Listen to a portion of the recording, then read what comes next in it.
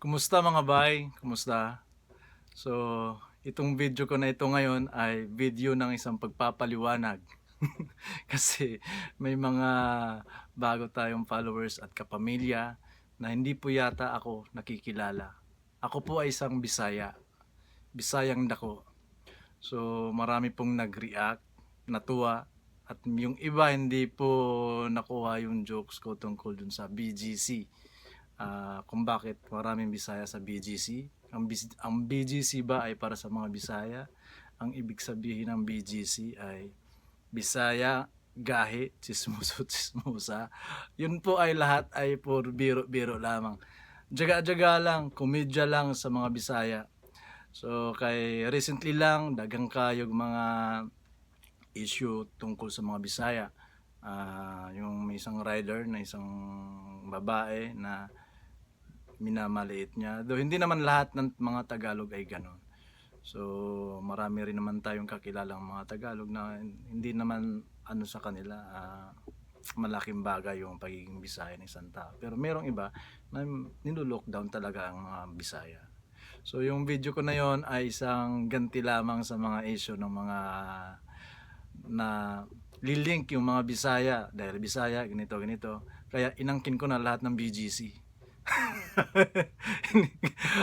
Bisayang Gahi, Chismoso, Chismosa. Pero yung sa mga nag-react, okay, patawad po sa mga kapwa ko Bisaya.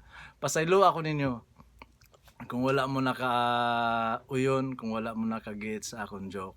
Pero nang dahil na yun, dahil sa mga ayaw ko rin naman na na-offend yung mga Bisaya. So dili ko gusto na ang mga Bisaya na-offend sa kapwa Bisaya, pero nang dahil doon, gusto kong baguhin yung meaning ng BGC. Hindi na po siya Bisayang Gahi, Chismoso, Chismosa. So, nang dahil dyan, baguhin na natin yung BGC. Pero para pa rin yan sa mga Bisaya. O-occupahin na natin yung BGC.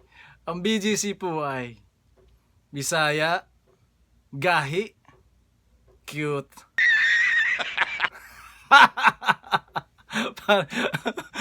Hindi na po Chismoso, Chismosa.